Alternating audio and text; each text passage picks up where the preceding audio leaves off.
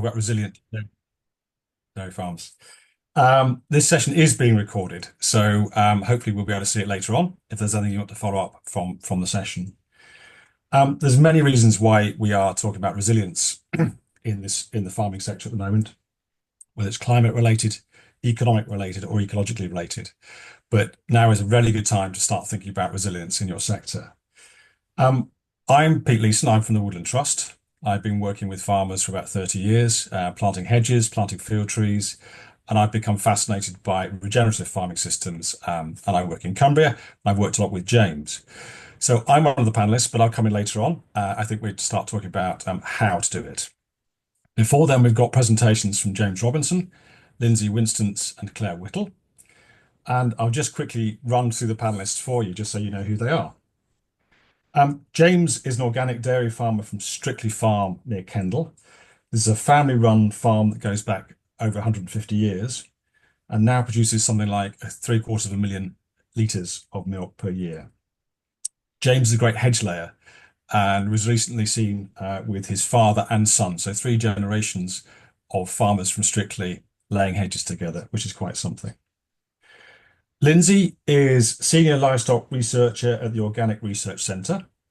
She has research interests in farm animal behaviour, health and welfare planning for animals, and the role of trees and shrubs in food systems for animals. She firmly believes in putting animal welfare at the centre of farming practice.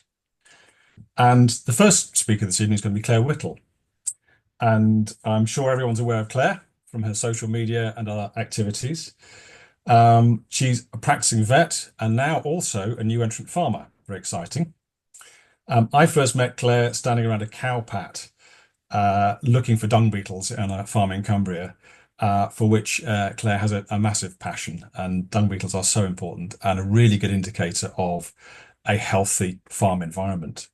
So, Claire, let's start with you and over to you. Thank you. Thanks, Pete. I'm just going to share my screen, guys. Hopefully this will work.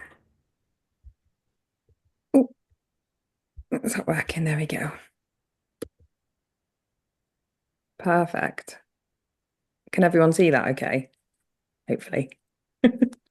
Yes, we can. It's not doing a proper thing, is it? Let's see if it'll... There we go. That should be on full screen now, hopefully.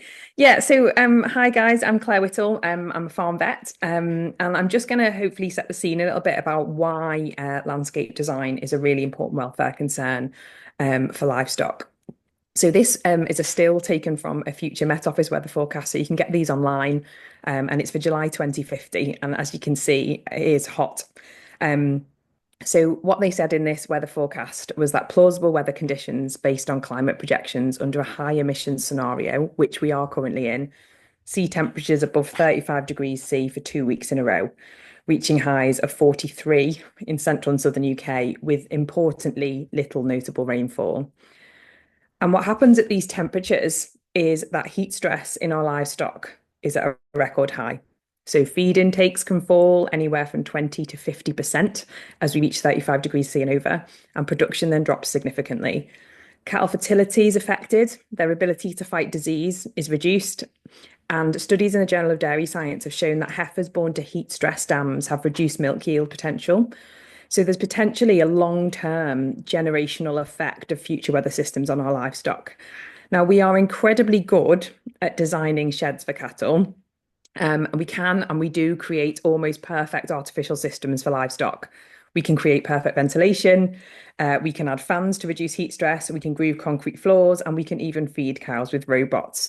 But these sheds are very energy intensive. And in 2050, with the unprecedented increase in electricity to cool our homes and offices running alongside rising energy costs, the resilience of these sheds may be tested. So as much as we are led to believe that all dairy farms in the UK are turning into fully housed mega farms, 90% of dairy farms in the UK still currently utilise grazing in some capacity for 6 months or more of the year. But we don't often talk about this outside environment for cows and whether it actually provides everything that they need. What if we saw landscape design as important as housing design? So, if we planted trees to create a patchwork of dense canopy to act as living barns of deep shade and shelter, as well as fodder, tall, bushy hedgerows that link paddocks and adaptive grazing systems which allow cows to flow through them on hot days, utilising this tree cover, or planting diverse herbal lays or wildflower meadows with different root structures that can penetrate deep below the soil surface to access water and minerals and improve the soil structure and infiltration for years to come, allowing the scarce rains when they do arrive to flow into and not off the fields, reducing flooding downstream, holding water on the farm to reduce drought risk, and improving the water cycle, thinking in future profit, not yield. Allowing these diverse grasses, flowers, and herbs to grow longer and more mature, which keeps the ground better covered and the soil at the base of these plants cooler, which means when our cows lie down on them, they can dissipate their heat better, rather than when we graze short monoculture ryegrasses, which can burn off in sustained heat. This diversity of forage species also improves rumen resilience, a cow's capacity to eat the rainbow, if you like. And landscape diversity, for me, is key to business success in 2050. But we really need to think now about how we adapt because trees do take time to grow. And I'm going to hand over to Lindsay for a bit more science on this.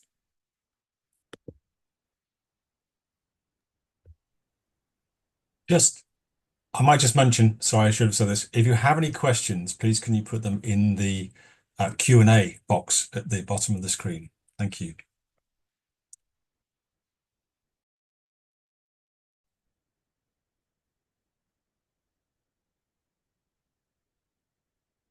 Okay, how's that? Can you see my screen? Yes, we can. Thank you, Lindsay. Yeah, lovely. Thanks. Thanks, Claire. Yeah, so this talk is really going to be focusing on climate mitigation for our cows and how trees can help us with that. If I can make the screen move again.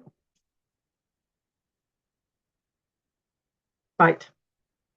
Okay, so Claire showed you an image of what it's going to be looking like in 2050 in terms of our weather pattern. And I can understand if you don't feel like it's going to be hot. So here's a little bit of a bit more of the Met Office's productions to help really understand what's going on in terms of current climate. So there's absolutely no doubt that we are in the midst of climate change. It's not something that's happening in the future anymore. We're now in our 10th consecutive year at 1 degree or above pre-industrial temperatures. And by 2050, if you remember the summer we had in 2018, we're going to have one of those every second year that's being predicted. We're already 7 times more likely to get extended and extreme rainfall in the winter period. So if you look at the upper graph, so the winter 2023-2024, apart from the top of Scotland, we all experienced warmer temperatures, but it didn't really feel like that because of the levels of sunshine and the levels of rainfall.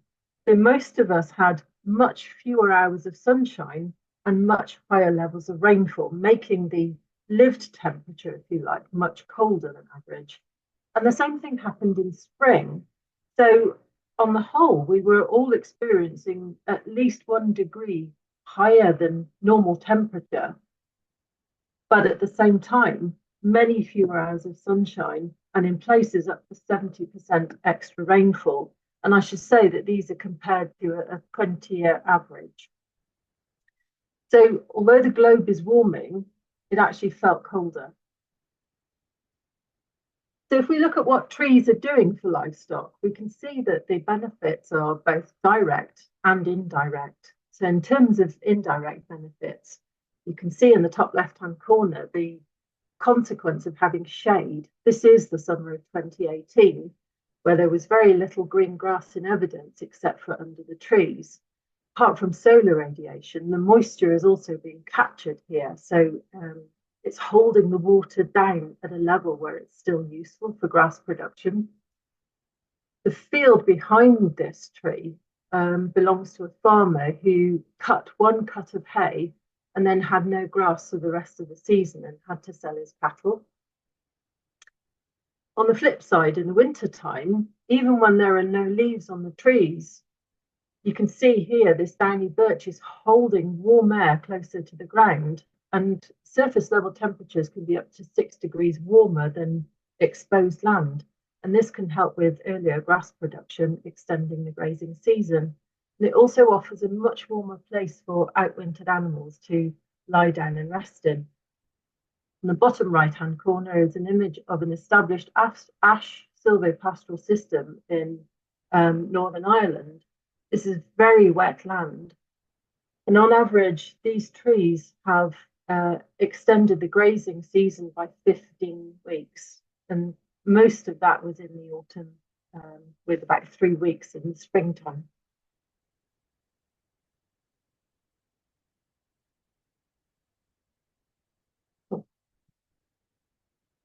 Right, so I'm going to be focusing on what this means for the animal, but I really want to just outline what I mean when I say animal welfare. So I'm not really just looking at health in terms of biological functioning, which is of course important, but I also mean emotional health and systems which allow the animal to function like the animal that they were born to be, both as an individual and as a social animal. And really here, I'm going to be focusing most on physiological health and natural behaviour.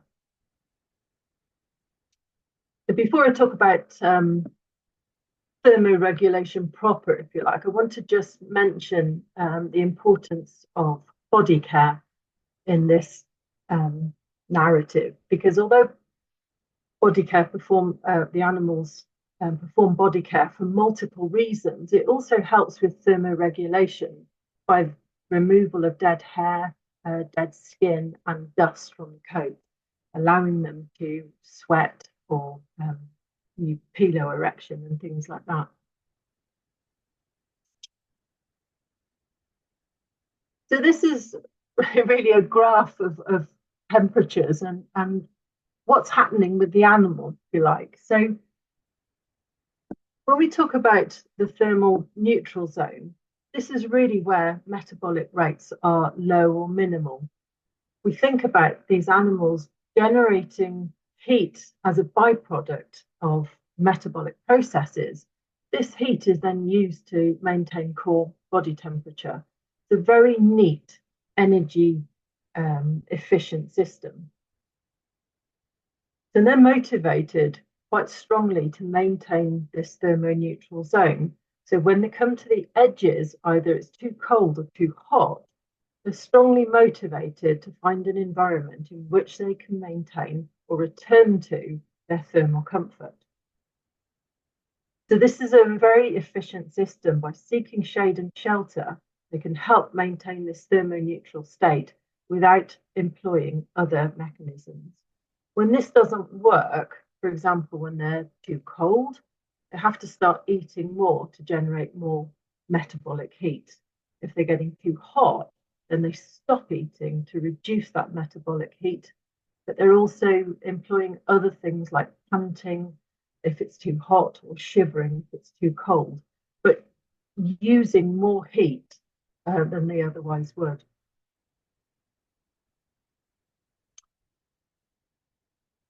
So these top images of the Jersey cows, both taken in the same environment. It's me standing in a lane looking at cows on both sides, and you can see the herd at the top left are the dry cows with access to shelter, and the milking cows on the other side of the fence have no shelter, and they're in the middle of a heavy rainstorm.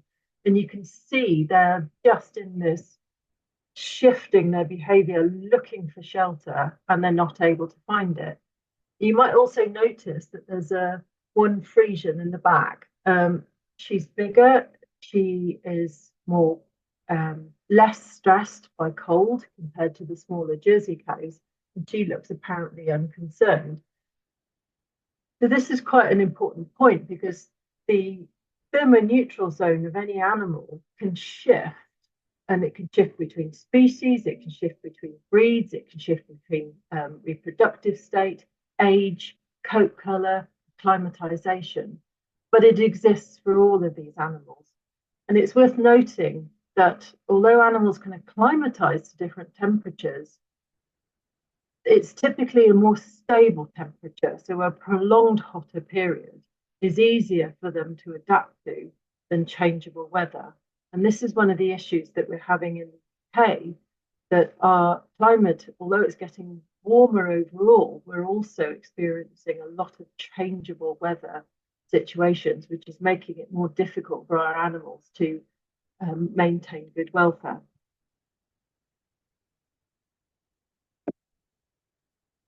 One of the issues that we have with winter time is also, although the temperatures are rising, the rainfall is rising, and so are the wind speeds rising.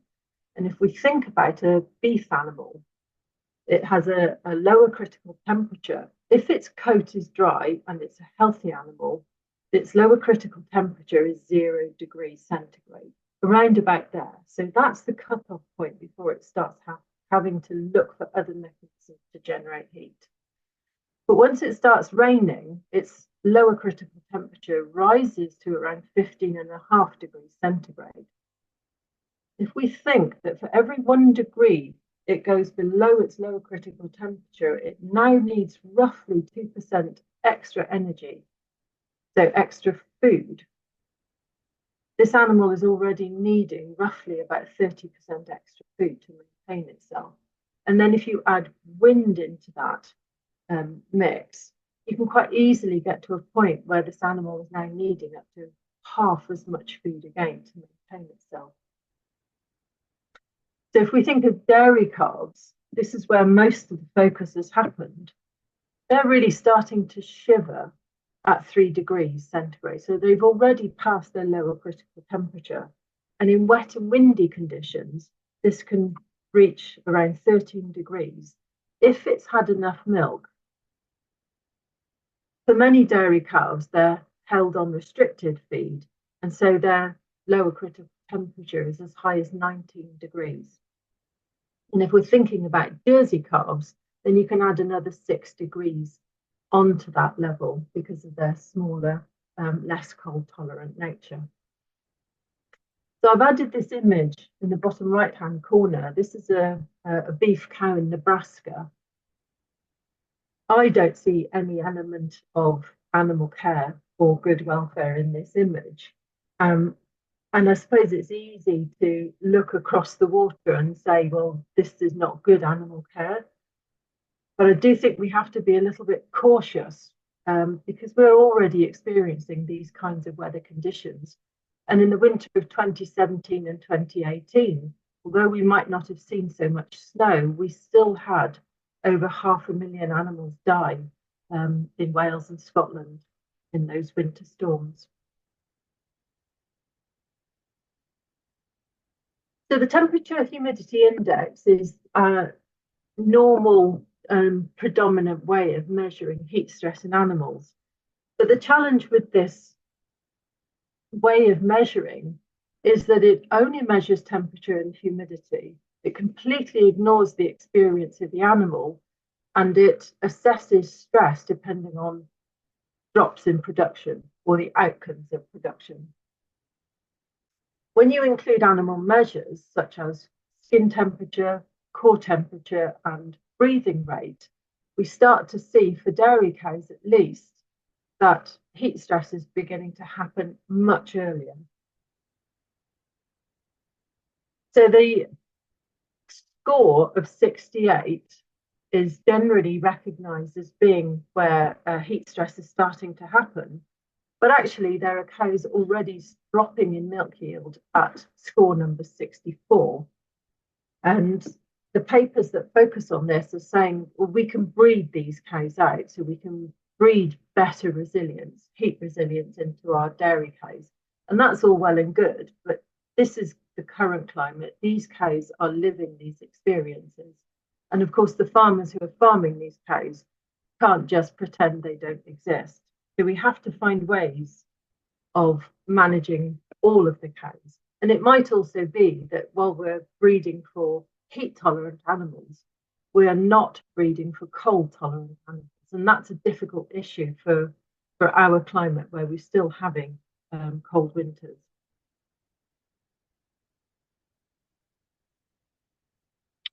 So if we think about the opposite end, in hot weather, if we provide animals with shade, then we can reduce solar radiation by 58%. And with animals that have access to shade, even black-coated animals can have 4 degrees cooler skin temperatures compared to animals without shade. It's worth noting that of all the cooling opportunities that we give to our cattle, they prefer natural shade over artificial shade, and they prefer shade altogether over sprinklers. So the indoor animals that are being cooled down with sprinklers, they may be effective, but they're not something that the animal would voluntarily choose.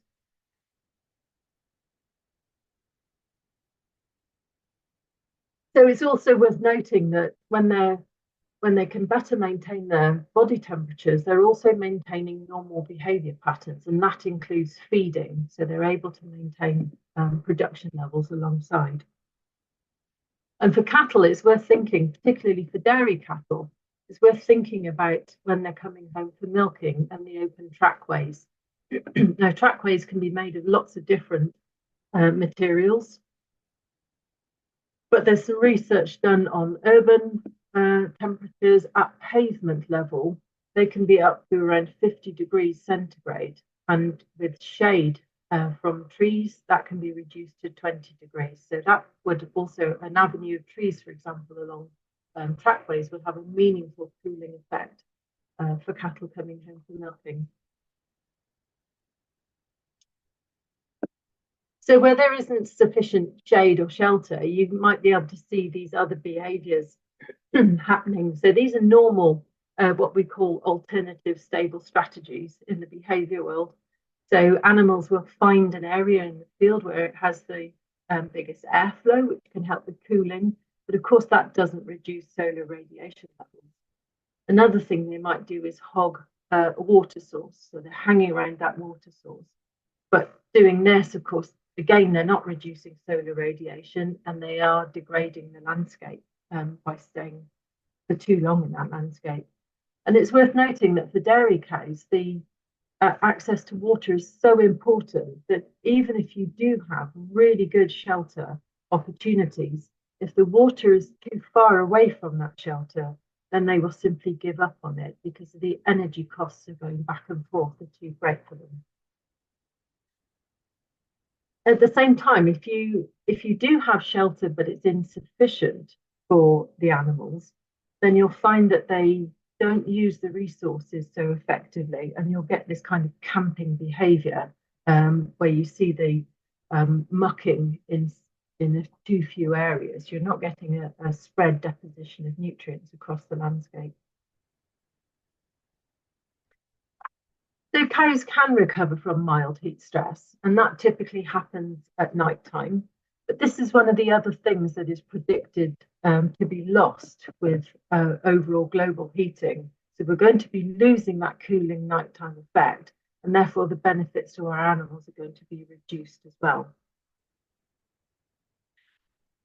As they start to increase in their heat stress, so the temperatures are getting higher, the animals are starting to cut down on eating, as I said, but at the same time, the blood that normally supplies the gut is now being redirected out towards the skin to help promote that cooling effect. Around half of the blood that supplies the digestive tract is taken away, and the impact of this is that the gut becomes permeable. So toxins that are normally in the gut are now able to move into the bloodstream, and that's tipping them into an inflammation cascade. So you start to see higher levels of diseases such as lameness and mastitis. At the same time, with the stopping of feeding, you're interrupting rumen microbe health. You're increasing metabolic disorders. The other system that's being broken down is the reproductive cow. So you start to see less estrus expression. It's harder to get cows in calf. And those that are in calf, their embryo growth and fetal development are negatively affected. So it's unsurprising that calves born to these cows are smaller. They have smaller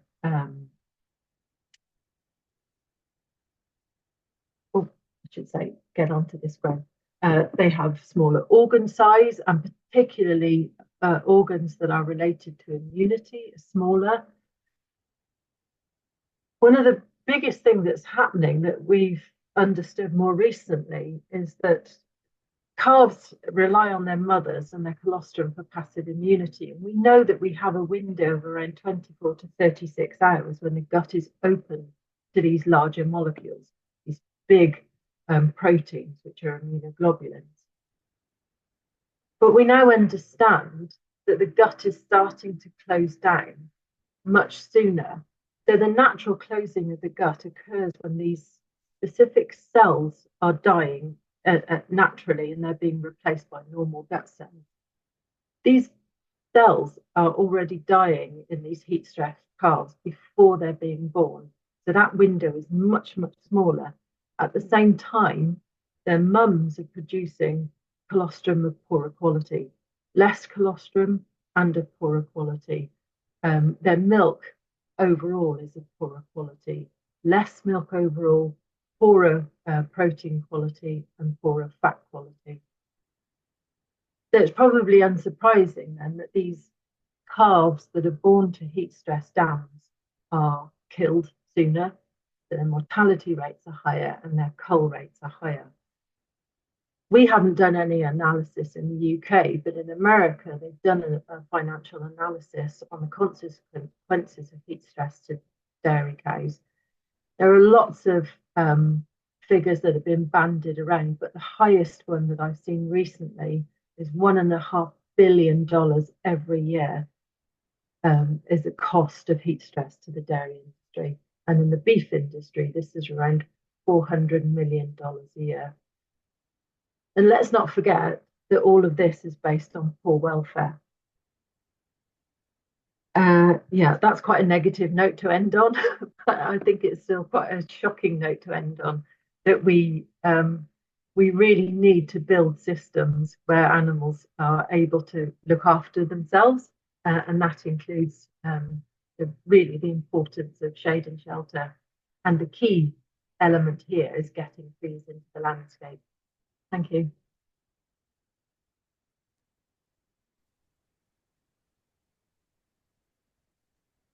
Thank you very much, Lindsay. Just a reminder, please put some questions in the Q&A box at the bottom. We've had one so far, so it'd be really welcome to have some questions. Thank you. And we're just going back to Claire. Thank you. Thank you.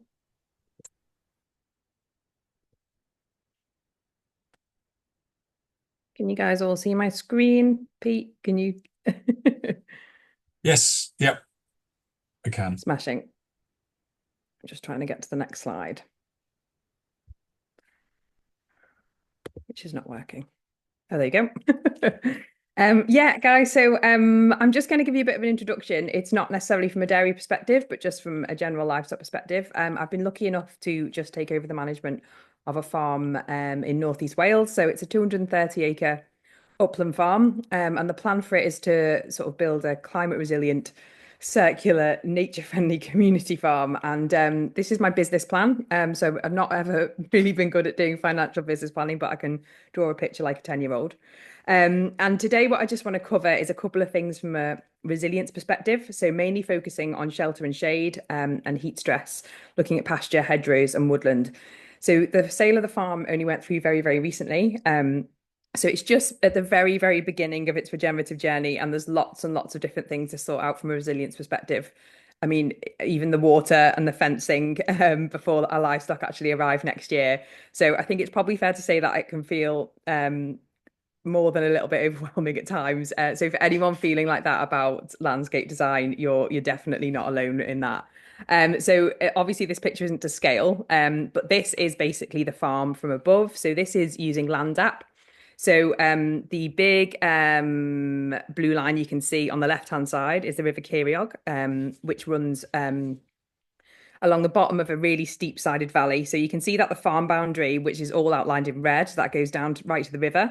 The little collection of orange is the farm buildings, and any other blue inside the red lines are natural water points. The blue rectangle just to the right of the screen is the main water reservoir for the farm, and this is actually gravity fed down to troughs in the lower paddocks.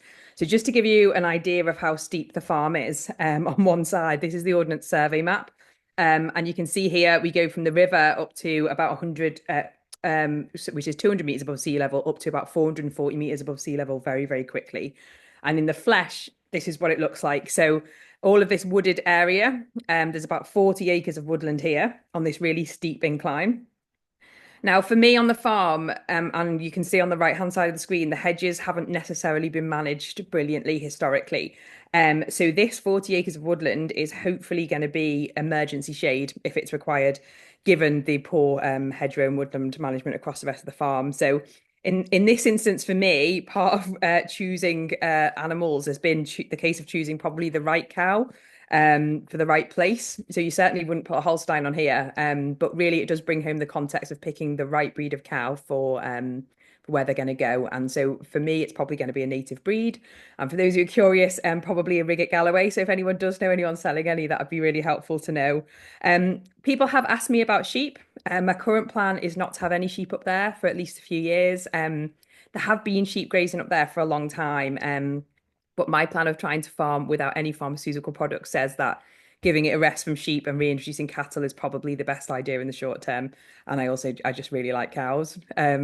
There should also probably be less issues with parasitic worms, as there's been no cattle on this land for at least 7 years. So hopefully it's had a bit of a rest from cattle, and now it's going to get a bit of a rest from sheep.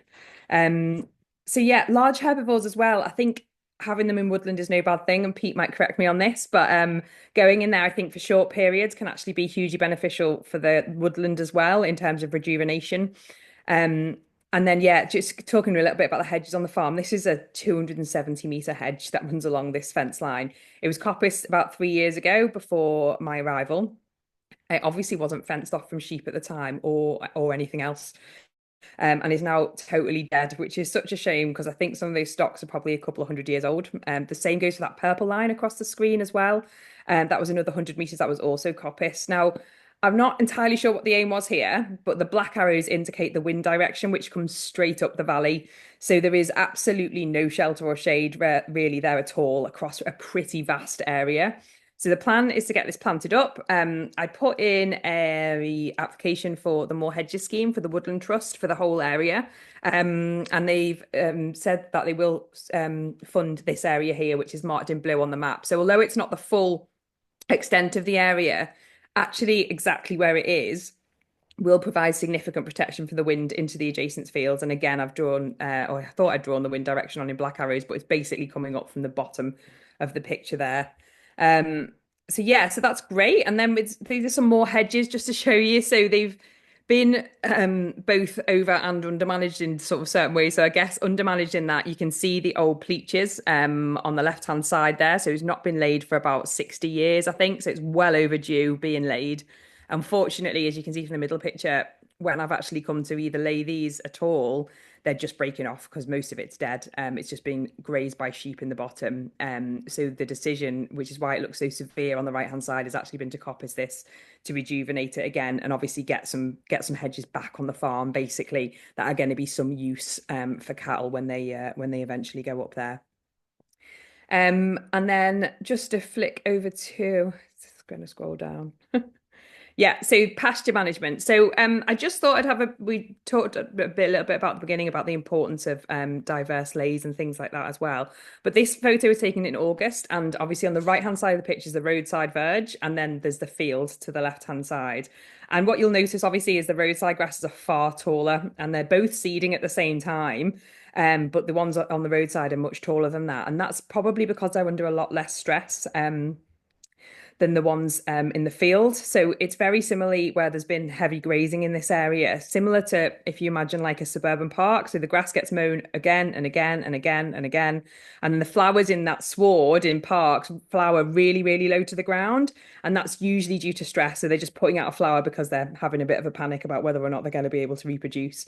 So I want the grasses and the forbs on the farm to be able to reach their full potential, like on the roadside, for not only for my livestock health, but also for all the additional benefits and the wildlife that it brings.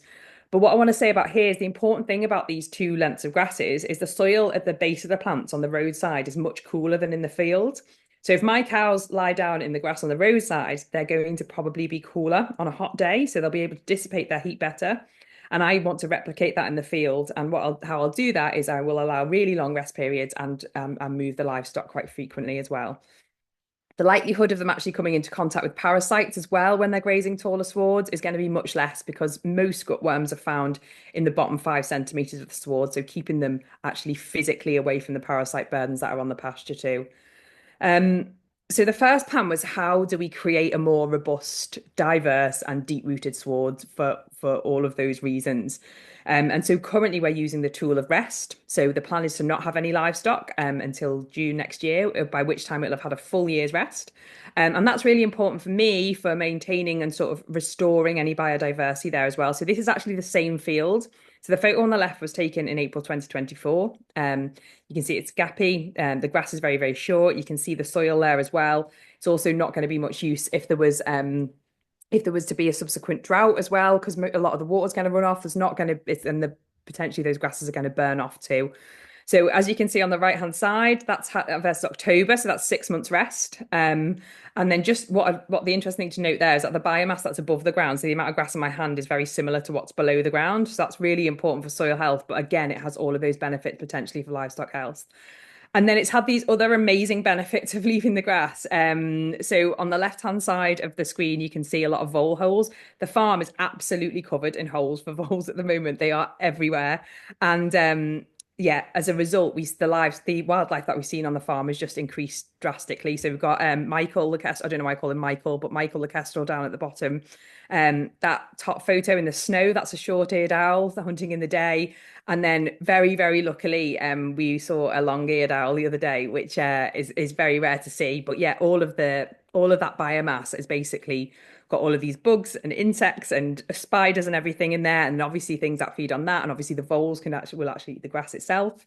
But yeah, it's amazing just seeing the wildlife that's going on there. And I think it's really important that we remember to consider the welfare of nature in our livestock systems as well as just the health and welfare of the livestock themselves. So yeah, so that's some great sites. And then just a little bit about tree planting. So this is a bit of land that's on the farm called the Rough. I wonder why. So that's looking from top down and then bottom up. And you can see that there has been some natural tree regeneration in here, but the plan is probably to plant some more up in there as well, and also have that as an area that cattle can move into, and probably where I would quite like to have some pigs in the future, and they'll be quite happily rooting around in a little bit of woodland down there as well. So yeah, and then finally, this is before and after. So sorry, I made this on my phone today using emojis. But this is a plan that's a house you can see in the background on the left-hand side. But the plan is for there to have an orchard. So we have a couple of rows of trees in there, probably fruit trees, maybe nuts as well. That can then also be used for chickens and things like that. That can be kept close to the house as well. But we'll also, obviously, for chickens and jungle fowl, they want to have somewhere that they can hide away as well. So it's not just shelter and shade, but there's also protection there from predators as well, or how they define protection. So yeah, so that's a little bit about the farm. And some of the things that we're planning on from a sort of landscape design perspective. And I will hand over to James to talk a little bit more about Strictly. So thanks, guys.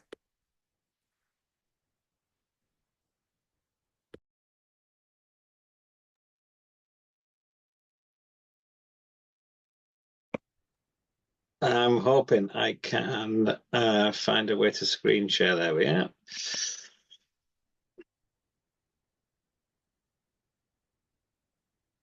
Find the right one. And I've managed to go right to the... This is going well. And it's frozen. Bear with me. Everyone else is far better at this than me. Share screen.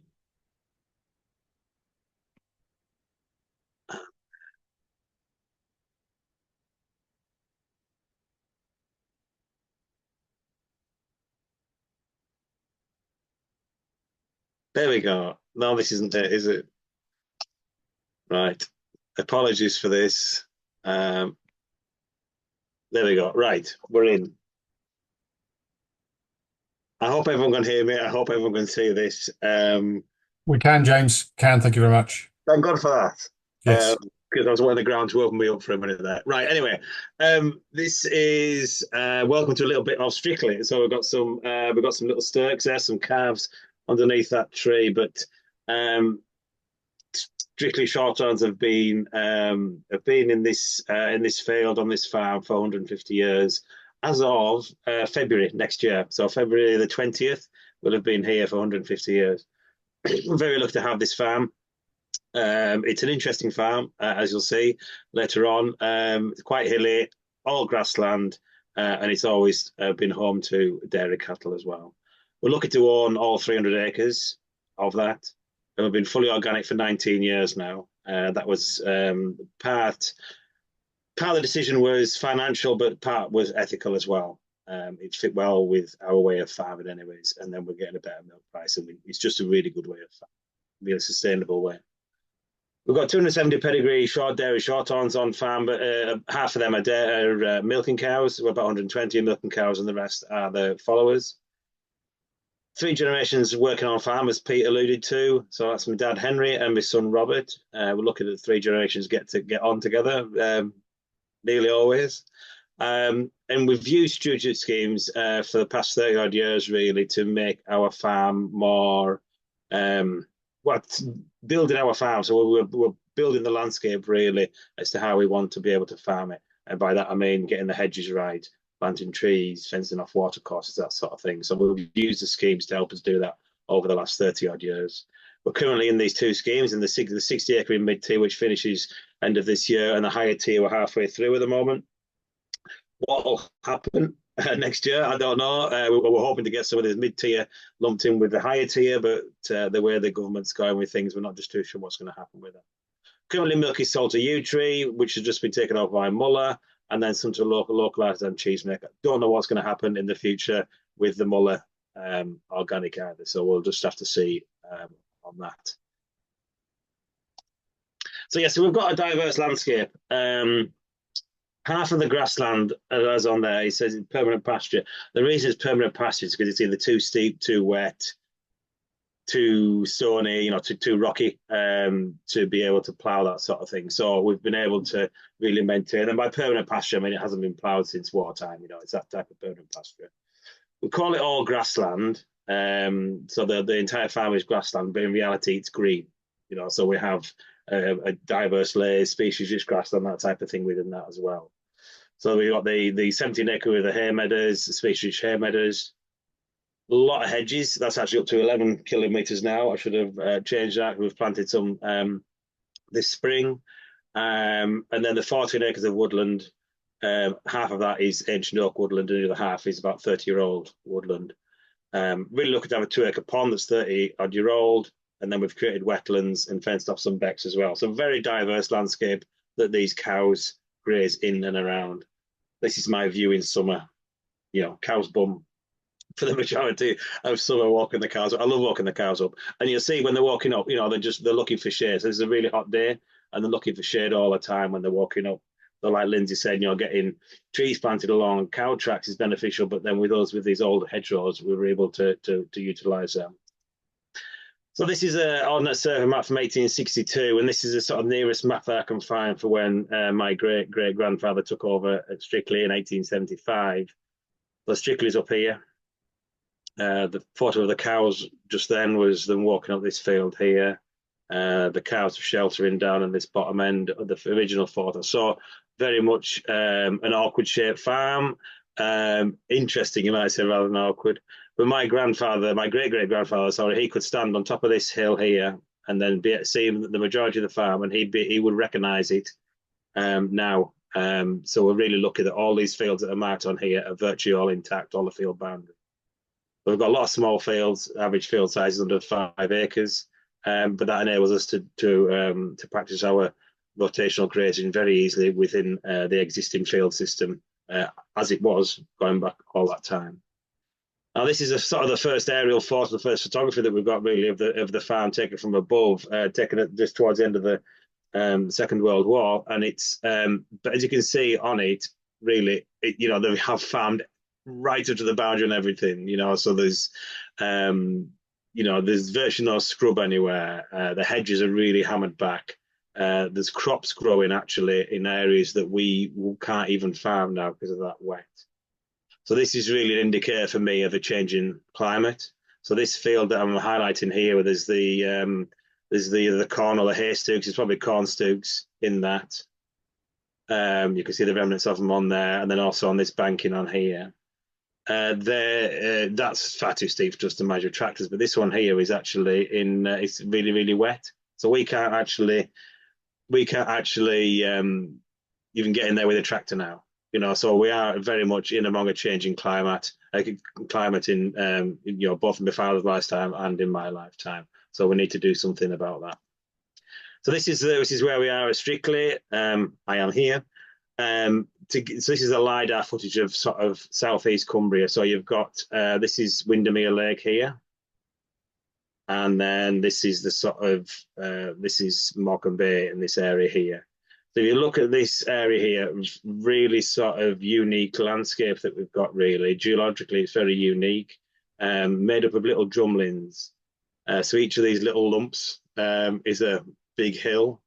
And you can see we're right in the middle of them where they're a bit more pronounced. I'll just zoom in on the next one. So that's strictly overlaid onto those drumlins. The geological term for them is a basket of eggs, but they are more like not a herd of dolphins, a school of dolphins, is that right? Anyway, but yeah, so they look more like dolphins leaping through the water, don't they? So Strictly Farm, the building's here and then made up of these. So it's an interesting farm to farm, but we're really lucky that we've got such an interesting farm. Now, this is a planned planting that we've been looking at. So we've got all these, you can see all the hedgerows marked on here. We've actually already planted some of these. So I put 2025, but some of these we have actually already created. We've done this one here and we've done that one there with wood pasture. So what we're looking to do, all these areas are generally grazed by the milk cows right round here through summer. What we're looking to do is create some areas where the cows can go. We've got these big hedges and stuff, but what we're looking to do is create some areas where the cows can go on these extreme weather event days. So during summer, if we're looking, like Claire said at the beginning, we're looking at, even for Cumbria, mid to high 30s every year potentially. So we need to really have somewhere for the cows to go. You can have a few cows sort of sheltering at the side of the hedge, and with our big hedges, they do make a difference, but we want in that real deep shade. So we're creating this wood pasture up these beck sides in areas that have not really great for cattle grazing anyways. Quite poor grasses in there, a lot of smooth rush built up. So we've planted wood pasture in these on a wood pasture payment as well from government. So that's helping us financially as well on a 10-year scheme. And these are going to be areas that in 20, 25 years' time, the cows will be able to run into. At the moment, the cattle aren't in there. Well, the trees have been established with cactus guards. We graze cows in there at the moment, but once those trees are mature, we will be able to put some cows in there for a few days of the year. And these are areas that only really were grazed for a few days of the year anyway. So we're not losing any grazing by putting these trees in. And it might be that we're not devaluing these fields by planting trees. People think maybe that you're planting trees in a field, you've devalued it. It might be that in 25, 30 years' time, these areas that we've planted up are actually worth more. They have actually increasing value because they have that built-in shade and shelter ready in there. So we're just trying to sort of future-proof things as much as we can, and we have to really get that in the ground now. Best time to plant a tree was yesterday. 10 years ago. The second best time is today. Right, so I will sort of just focus a little bit just on this one field here. So this is on some land that we actually bought 7 years ago, this area here. So it's right next door, so we had to buy it. This field here is very exposed though. There's a beck runs, there's two becks, one runs down that way and they join, and then they join about here. We've actually fenced off these areas of the beck now, installed solar powered water pumps that then distributes the water out across all these other fields. So the cows historically, for this farm, they would have gone into the beck for shade and shelter to cool off. We don't want cows go in the beck now. It was all right when there was 10 cows in the herd, in a milking herd. Now we've got 110 cows in our herd. You know, they obviously could do quite a lot of damage. So we fence that beck off. We want to provide them with that shade and with that shelter. So we're looking at what we can do within this field, which will then provide a bit of run back for all these other ones as well on those extreme weather event days. Prevailing wind direction coming up here. We've actually already planted a windbreak. There's a wall, stone wall along this bottom line. We've actually already planted a bit of a windbreak along this area. Stone walls are quite, because they're such a hard surface, they can actually create a lot of turbulence across the field and actually increase the wind speed. So what we're trying to do, we're trying to diffuse that wind speed a bit by creating a bit of a soft windbreak along this edge. So we're putting like just some hedgerow species and things along there that'll grow, you know, only sort of 3 or 4 meters high, maybe 5 meters high max. And they will be quite bushy and scrubby, and they'll diffuse that wind. I should be able to go on to the next one. So yeah, so this is the existing stuff. So we've got a cow track comes up the side. This is the beck, like I mentioned, down here, and this is the area that's all now fenced off. So the cows can't go to that. We've got a few existing trees on this side, but not that many. And then, like I say, we've created this shelter belt along here. So we're looking at what we can do in here. We're looking at creating a wood pasture in this area as well. Have to, of course, avoid field drains. So we know where these field drains are, because these drains, these fields and the neighbours part up here as well. So we need to make sure that these are kept running. So we made sure we knew where all the infrastructure was. And then this is all done on Land App, by the way. They've got a really good agroforestry tool, which has just been launched. So what we're doing, I think these yellow ones are sort of some fruit trees and things, and some willows and stuff that we could sort of a bit lower growing maybe, but also stuff that the cattle can browse. So we've got some willows and things that the cows can browse as they're walking up this cow track up here. And then these, we've dotted them around. So this is on a 25 trees per hectare planting wood pasture, lowland wood pasture rate. So somewhere in here, there's about 55 individual trees on there. And the Land App allows you to move them around as you go in as well. So the existing shade cover from those trees, you can work that out on the Land App as well. So yeah, just over 0.1 of a hectare. Interestingly, I never mentioned Winnie Lot. So Win, that's the name of the field. Win is the dialect northern word for gorse bushes. So this would have been scrub in the past. There's now only a few growing up this side here. They've gone over the years. So since that wartime pitch, there was no scrub in there then. So it has been called Winnie Lot for a long, long time, but not probably there hasn't been many whin bushes for the last 100 years. Anyway, I digress. 0.1 of a hectare shade cover from those existing trees. And if we skip into the next one, this is the proposed from the shade from the proposed planting. So we're gaining 2/3 of a hectare, and this is when they're mature. So some of these are going to be big, you know, and this is when as the sun moves around, you get that shade coming right around as well. So some of these areas, these big oaks and things that we're going to have on here, they're going to provide a lot of shade and shelter. And if we just had one tree in the middle, and we had 100 cows in this field, then we will get 100 cows trying to shade under one tree, get shade under one tree. If we have 10 trees in that field, you'll probably get 10 cows under each one. So it spreads the load. It spreads a load of poaching. It takes a load off that tree as well. We want to look after those veteran trees. We don't want 100 cows constantly going to that tree. If we've got 10 trees in there, then we've dispersed them across the field. So it's putting less pressure on those trees as well. They're not veterans now, but hopefully in 200 or 300 years' time, they're going to be veterans. So it's really important, really, that we do think about the trees as well, and how we're going to look after them. They're going to provide that browse as well as a shade and shelter, of course. And this is what we will get paid if we can get onto a wood WD6, the lowland wood pasture creation. There's a 10-year scheme as well, so £1,200 a year for 10 years. That area of land there, it lends itself beautifully for this. We're getting that, well, hopefully if we can get on the scheme, we will get the £1,200 a year for the lowland wood pasture creation, but then also we're gaining all that shade and shelter as well, and that tree browse as well. So it's a bit of a win-win. And then this was done by the wonderful Kath Owen. She went a step further than what Claire did with her little emojis, and she's actually got our cows in among some trees. So she's an artist's impression of what this field will hopefully look like in 25, 30 years' time.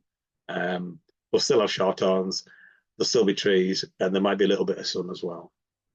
So that's the end of my talk. Thank you very much. I'll hand back to Pete. James, all three of you, thank you very much indeed. One of the things that was raised earlier was in Claire's chat was the idea of putting cattle into woodland, and I think it's something which it can work really well. But I would just say that just get advice before you think you can turn your cat out into any woodland, because ancient woodlands are really quite they're very rare and they're very sensitive. So some herbivore action can be quite good in woods, but not too much and not too often, I would just say. So that's the caveat on that one. And I think it's a pod of dolphins, isn't it, James? There we go. So for me, I think one of the things that climate change has always been something in the future. And we've always talked about 2050, 2080, these things. We're actually now experiencing climate change, and we're at the foothills of what could be a really quite steep climb into climate change effects. So we really should be thinking about this stuff now. And I think these three panelists today have given you really good insight into their elements, really. One thing we haven't touched on though yet is browse and the value of browse. We've talked about shade and shelter. And before I start going through the questions that have come in, can we just have a couple of points about browse? Because that is also a really important part of this trees, hedgerows and pastures. And some comments on that would be really valuable. So Lindsay, can we perhaps start with you? Just very brief though, please. Yeah, well, we talked about this and we talked about maybe doing a different podcast because there is a lot to say. But perhaps staying in the climate change zone, apart from being a good source of nutrients, it also helps with greenhouse gas mitigation.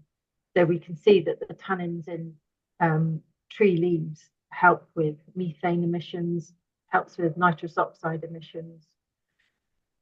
So there's good reasons in terms of climate to get browse into the diets of our livestock. And I know, James, you said that a lot your animals, when you're leading them back to milking, they want to browse en route. They always do. And you could put a herd of cows into a field of lush grass, and there'll always be ones that'll go to the outside first anyway, so they'll go to the hedges first. The animals know what they want, and it's not just the minerals and the that they can get out of that hedge and the different nutrients, and they're also using it for self-medication, for like pain relief and gut health and that sort of thing. So cows are much cleverer than we are. They know what they need, and if we give them as much of a variety within that hedge or trees that we've planted as we can, then they will go and get what they want when they want. I think, Claire, you said to me that a cow's diet should be about 20% browse, ideally. Yeah, I think naturally cow's diet, there'd be about 20% would come from browse. Sheep is around 40% and goats are somewhere near 60%. So I always think it's interesting when we talk about high parasite burdens, particularly with goats when they're on grass-based pastures, when actually most of their diet naturally will probably come from browse. And just to reiterate what these guys said, the importance of it in there for so many different reasons. I mean, we talk about certain species of tree. So, like willow, for example, as James said, with salicin, which is a precursor to aspirin. It's got that tannin, which can reduce parasites' ability to be able to reproduce in the gut. It contains cobalt. It can actually use as a source of cobalt, which is incredible. And both willow and I think James sent me the link actually about hazel. There's a lot of talk at the moment about synthetic methane inhibitors coming on the market.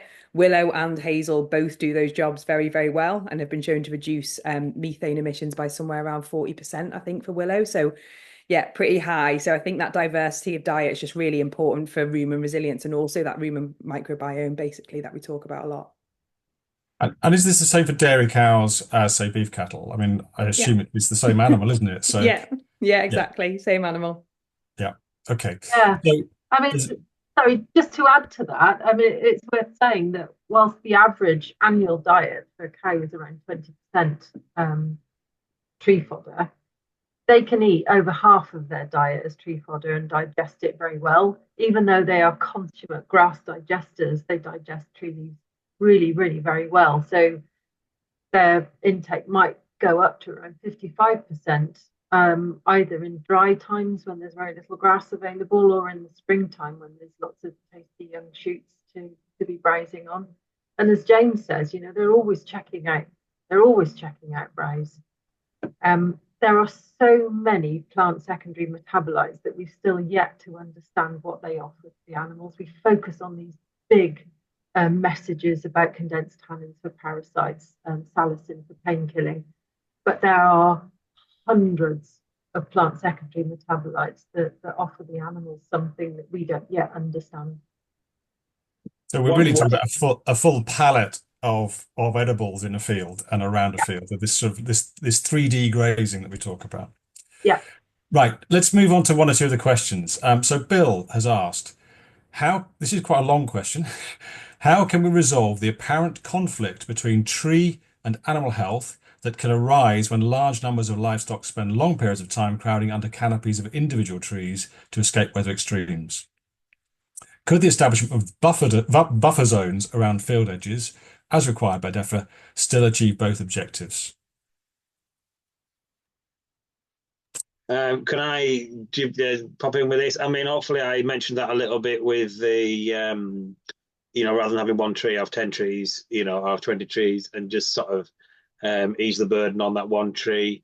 If you've got the hedges all around that field as well, the big hedges all around that field, then whichever direction the sun or the wind or the rain is coming from, they will be able to shelter under that as well. So just giving them as many options as you can, I suppose, would is the key to it.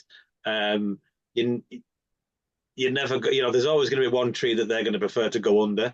But you could maybe give that tree a rest by potentially putting a electric fence around it or something, just some sort of temporary fencing, just to ease the burden on that tree, especially if it's a rare old veteran or ancient tree. So we must definitely think about those mature trees that are already in the landscape, but then we need to be getting some more established as well, just to help them along. I gave a talk one evening to some farmers, and I was told ruefully at the end of the talk that a particular farmer had cut the 2 trees down in his paddock because of mastitis issues and because everybody was gathering under those 2 trees in muddy conditions. And I was like, so it's not having, the answer was probably to plant more trees, not cut those 2 down. But I thought it was an interesting response. Lindsay, you wanted to say something? Yeah, I mean, that does raise a difficult question, doesn't it? Because if you see animals doing this, you've got your trees, and it's easy to blame the trees. But the reality is that there is this mismatch, and there's a general mismatch. Now we've taken trees out of our farming systems and no longer think of them as a functioning part of the farm. There's a lot of learning to do again, and we've become so good at growing grass. And that means we've got more animals in the landscape. So it is really quite hard to build that balance again with trees and animals in the same landscape.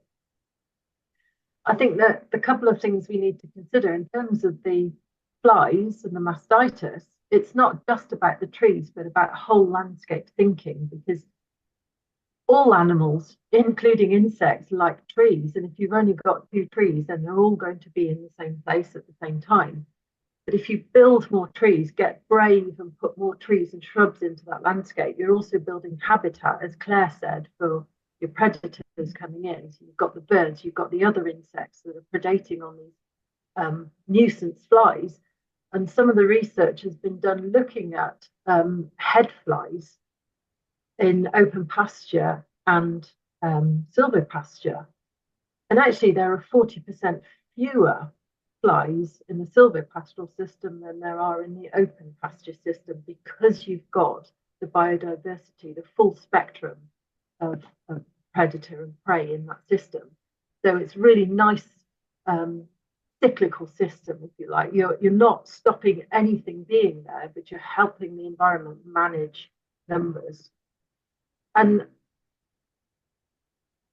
yeah, I think one thing we have to understand is, with the changing climate, we're still holding on to this idea of open grasslands producing grass like they always have done. But the reality is we're going to get to a point where that is not the status quo anymore. And having that shade isn't just for animal welfare, it's also for grass welfare, if you like. So we're going to have to accept that some grass is better than no grass. And those trees are going to become critical for our food production system beyond the animal. Just a quick one, sorry, Pete, while we're on that, a really cool thing. So talking about landscape design from a totally different angle, a chap I saw in Australia as part of my Nuffield travels, one of the things he started doing for resilience on his farm is, instead of grazing cows along the contours of his farm, which he'd always done, he started to graze the animals up the hill to move fertility up the hill. But the add-on benefits of that was that he noticed that the cows grazed higher up the hill later in the day because it was cooler in the summer and warmer in the winter.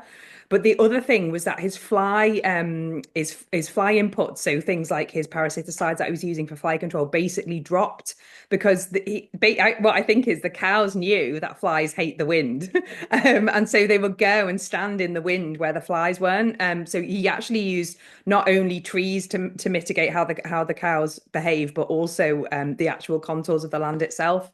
That's another angle on it too. That's really cool. I was on a farm today, and it was an organic farm, and every single cowpat had been drilled out by birds feeding. And I thought it was a really interesting. These are things we notice when we actually start to look at cowpats, is actually dung beetles, but they'd all been drilled out. So birds have been feasting on whatever was in there, which I think is a factor in all of this.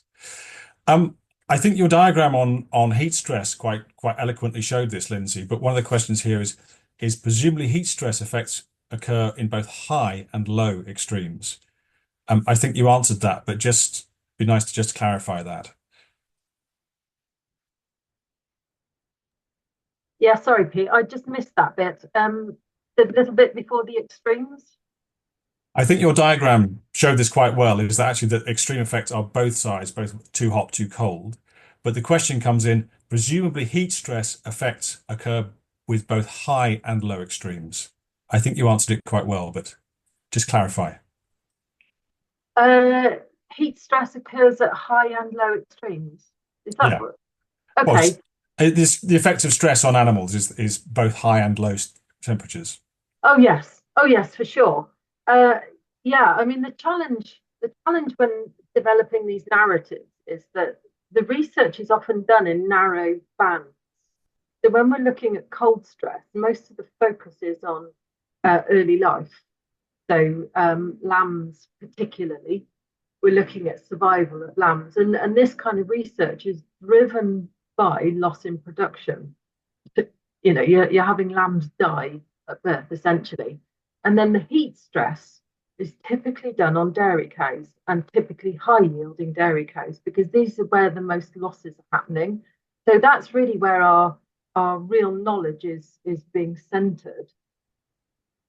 But yes, I mean, we forget, really, we talk about breeding for resilience, breeding for adaptation, but we've got some physiological and biological constraints here. So when you look, when I think back to my uni days and we're thinking about animals adapted to their environments, foxes are typically the one thing that is brought up as an example. And you look at desert foxes and the shape of them, long legs, thin bodies, big ears. You can see that they're adapted to losing heat. And then you look at the contrast of the Arctic fox, thick coat, short ears, short fat body. You know, these are biological constraints in terms of temperature regulation, if you like. So it kind of makes sense if you're looking at a small, shaggy coated cow, it's not going to do well in hot conditions. Similarly, if you're looking at a big cow that's producing a lot of milk, that metabolic load is too high for her to be able to adapt in any meaningful way to hot conditions. So you're talking about bringing in some real artificial mechanisms to keep these animals cool. If you're trying to match the animal with the landscape, then you have to look at what we ask them to do and what they are biologically equipped to do. So Claire was talking about right animal, right place. You know, if you're on a windswept hill, you really should be looking for short and fat and hairy in some form. Maybe that's what goes for the people too. I don't know. Thank you, Lindsay. And on that point, Claire, actually, there's a couple of questions about how you are thinking about your farm. And the joy of your farm is you really are starting from scratch in terms of a new entrant farmer, but the farm itself looks like it needs an awful lot of rebuilding. So one of the questions here is, are you thinking of starting with a lower stocking density of cattle and upping to your ideal over time? There's another point there to be made as well is are you also going to be thinking about direct sales approach in terms of your marketing of the beef from those animals? Yeah. So the answer to the question is that I will be starting with low numbers, but that's basically because of financial limitations and it's what I can afford. So I'm probably going to be able to afford to buy about 20 cows and a decent handling system. I think if it doesn't have a decent handling system, that wouldn't be a great thing. So the plan is to build over time, but obviously cows have babies, so 20 cows soon becomes 30 cows and 40 cows. And also the benefits of building it means I can sort of see how the landscape works with the amount of cows that I've got and build that over time. And then the direct selling thing, I would like to be able to do that. I don't know it's always the easiest thing to do, and in terms of how you do that, I think there's a few things. I think one is I want as many people as possible as I can get on that farm. Part of the thing about being a community farm is I really want it to feel like that. I want to have a bit of an open door policy. And because I feel like sometimes farming can feel quite closed off from their customers. And I think having that policy in place is probably really important. So even things like the hedgerow I'm going to be planting, they're 200 meters from the Woodland Trust. My plan is to get people up there to plant that from the local community, and then get them to see the farm, talk about it. And local markets as well, I think is really important. And like the farm and where it's placed, it's actually got a really cool, very old system of old drovers roads. So people did used to drive animals off the mountains down into the local village, and there was markets there which don't exist anymore. So I mean, it sounds like a big dream, but if we can re-implement something like that again, where local people can sell things, all the best. And social media is also a really powerful tool, I would say, for those direct sales. So yeah, I think that open door policy, using social media and trying to involve local people is really important to me. Brilliant, thank you. James, one for you here. How can you balance protecting the hedges and trees whilst allowing animals to browse as they wish? Is there a minimum rest period for hedge plants? So I suppose if you are starting from scratch from newly planted, we guard ours for protection from rabbits and hares and deer and things. So they're getting the little cardboard guards on, double fenced always. We always double fence with netting, even though we've only got a few sheep, we still do that. Creating a hedge bank, so as we've got a nice bit of establishment.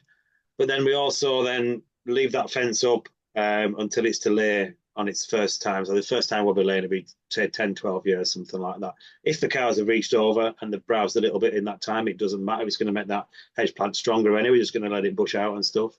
And then once it's been laid for its first time, or if we're laying a hedge that's been laid dozens of times, we will always put a double fence back up just to protect those first new shoots.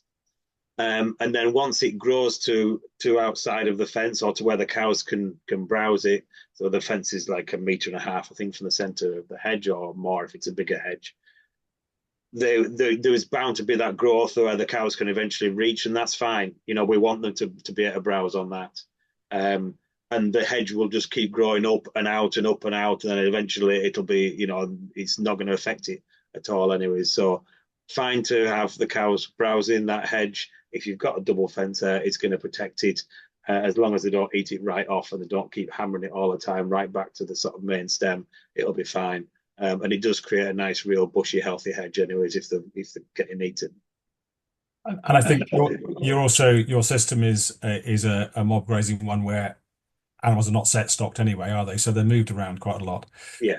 It's interesting that when you actually look at a hedge, the growth point for a hedge plant is where it's been cut. So actually, past browse tends to lead to growth. So browsing is actually a fundamental part of how hedges and shrubs grow. It's just the number of occasions that browse is I think revisited. it's worth seeing that picture that Claire put up where it had been coppiced and then not fenced. Yeah. So all those stocks have died off. Now, if that was coppiced and then fenced, I don't know what stage the hedge was like before it was coppiced, so we don't know whether there was some already dead. But it's quite likely that a lot of those stocks would have been alive. But it's just that they've been hammered all the time by sheep and it didn't get a chance to get away. So in trying to do things better, they've kind of completely wrecked the hedge, and that is a real shame because all the old genetics of that hedge have now been lost, and then you're buying plants in and they're coming from elsewhere. Don't look sad, Claire. It's okay. But we really need to look after those existing hedges and trees that we do have. But it's also the case that the lichens, mosses, the bryophytes, things that live on them, we often have things like the hair streaks will lay eggs on leaves as well. So anything that's already a big old hedge it'll have pupae in it, it'll have eggs in it, it'll have all those things associated with big old trees. It always seems a shame to me that often we fell those and then we put them in a pile and burn them when actually we could be doing something much more intelligent with them. I was already feeling bad about it, mate, but thanks. You didn't do it. It's fine. No, I didn't, but I just look at it with horror every single day.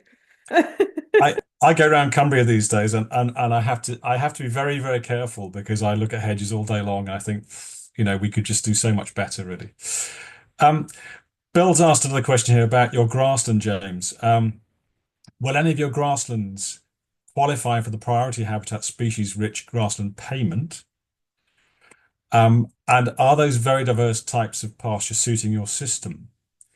And we have talked about the sort of nutrient balance in grasses and flowers, haven't we? Actually improving with the diversity. So presumably it does help. Yeah. So I mean, we've got some species-rich grassland, not just the hay meadows, but a couple of pastures as well. A couple of grazed pastures. Where we're going to establish the wood pasture, that wouldn't qualify for that, and we wouldn't be planting a wood pasture on that area, anyways. I wouldn't have thought you'd be able to get payment on that, would you? Anyway, but no, so we would keep those separate, anyways. But yeah, diversity is just phenomenal. So when we've put in herbal layers, for instance, and these are on the areas where we have, where it has been, ploughed in inverted commas over the last 30, 40 years or whatever, has been improved with the ryegrass. We've now put quite a lot of herbal layers in those areas. Not an ancient species rich type grassland, but a more modern herbal layer. Those are the ones really that perform really well over the droughty summers. So you're having that diversity of root depth and everything. It's just been amazing to see how good those are compared to the modern ryegrass sward. But then on top of that, your actual old permanent pasture type of species, not necessarily like priority species rich grassland, but one that has got a lot of species in it. Those are the ones that really do perform the best still. Okay. There's another question here, Simon Collier. I'm a landscape architect and small scale farmer, and out building tree cages today. Fantastic. It's one of my favorite things, a tree cage. What practical advice on establishing new or young field trees in open pasture, given the grazing damage from cows and deer too? Many of the photos shown tonight and emojis include established or mature tree examples, but we need to get them to that point. Also, a plea for planting in the wider landscape context, beauty as well as practicality in locating planting. I think I'll come up with that one because I think that's aimed at me really. I started planting field trees in the response to ash dieback in Cumbria. And we really started noticing that sort of 15 years ago. And we started developing tree cages at that point to basically put trees into pastures, which were safeguarded from browsing pressure. So we've been doing this for quite some time, and I stopped counting at 50,000 in Cumbria. So we've done a lot of tree cages. Um, and I started off doing wooden ones, which are half a rail wide, half a rail high, so 1.8 meters cubed. And we started off with one tree in the middle of those, and we decided very quickly that ecologically that wasn't very sensible. And also, if that one tree died, it took a long time to go back to those cages to replace the tree. So we now put, if I've done it, maybe 7 plants per cage, which includes oak, crabapple, hawthorn, blackthorn, dog rose, dogwood, bird cherry, anything to get those mycorrhizal fungi working underneath the soil. Companion planting works really well. Thorny species to protect from browsing, and then oaks or limes growing out the top of them. They work really, really well. And we also see birds nesting in them very quickly, and we see lots of insects. So if you want beneficial insects in your pasture, then plant those flowering species. Quite quickly, though, we decided that those are quite expensive, so you've got to want to do that, or the funding's got to be there. So we then experimented with weld mesh cages. Unfortunately, cows like pushing them over. We went to big blocks where we put a barbed wire fence around the outside. We've done loads of those, but they take quite a lot of land. So we've done all of these different things. And then latterly, we've had the cactus guard, which has come in. Tim Nicholson, Cactus Guards, started importing those from Spain, where they were developed to do exactly the same job, but in the Spanish Dehesa, which is a classic pasturing system with animals and trees together. It's absolutely fantastic to go and see it and to look at it online. So the Dehesa in Spain. So we're now using a lot of cactus guards, but essentially we're using all of those different mechanisms. But the fundamental point is don't plant one tree, plant as many trees as you've got space for, and plant a wide variety of trees. So you have all the different browse, all the different nectar and pollen, as well as ultimately that big old oak tree with its 35-meter wingspan. James, you've just done some more. Sorry, that's my masterclass on tree cages. You've just done some wood pasture planting. What approach did you take with that wood pasture planting? Yeah, so we tried both. We did the cactus guards and the half rail. And I would go for cactus guards all day long in terms of ease of just building it. It's dead easy to do. But you only get a small area, so it's about 2 foot across at the most, isn't it? In a circle. If you put 2 cactus guards together, rebar to knock them in, and you can reuse that. So that's another good thing with the cactus guards. You'll be able to move it. So once that tree is established in, I don't know, like say 7, 8, 9 years or whatever, you'll be able to undo the ties and move that. We've also put in the half a rail ones, which take a lot of building. They're expensive as well compared to the grant funding that you get for them or that you got from them. But you're creating a bigger area as well. So it's not just the actual trees in the middle, the multiple species in the middle, then you're getting all that rough grass as well around that tree, which you don't get in the cactus guard. So there's pluses and minuses with everything. But if you want something quick to establish in terms of us getting it in, then it will be the cactus guards. And we've gone for that multi-species planting as well within those, on your recommendation, Pete. Yeah, good. I'm glad somebody follows my advice. So Claire, you're going to have to do an awful lot of tree cages, aren't you? And you're going to have to find a way forward for your farm to be able to do that. Now, cactus guards, there's a comment here from Jeannie Buckingham in Suffolk saying, cactus guards don't safeguard against red deer in the rut. Do you know what? I'm not sure anything does.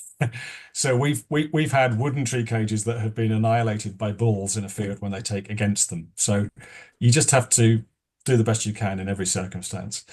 But your community is going to be planting you some trees in your fields. Actually, I think community tree cage building is actually quite a fun activity. Is that because everyone else will get spiked and I won't? Yeah.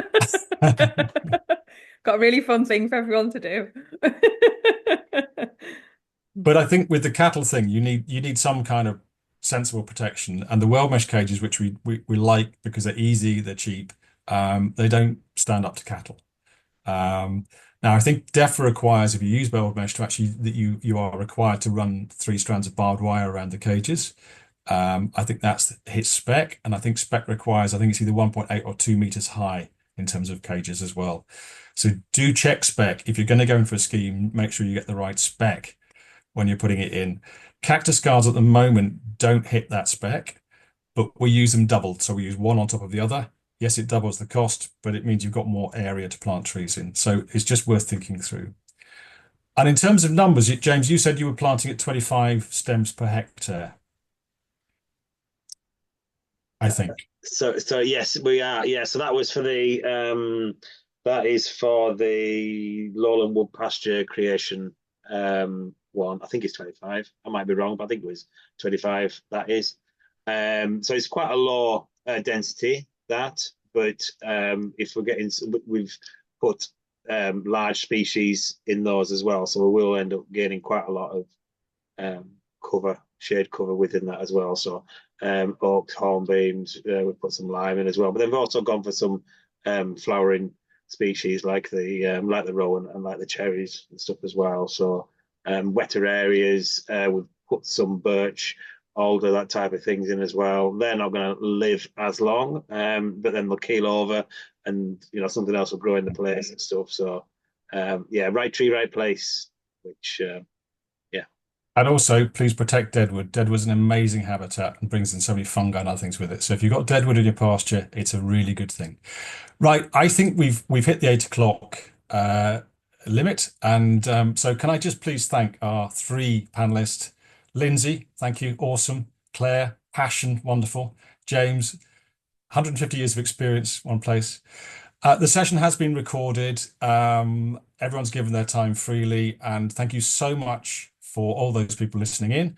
Obviously, you can go back to the recording at some point. It will be online at some point. Thank you, Lottie, for being in the background and making sure we're driving in the same direction. And Kath Owen, I know, is there as well. So thanks everybody for coming and supporting this event. So good night, and I hope you've all enjoyed it and learned something from it. Thank you. Thank Cheers. you very much. Bye. Thanks.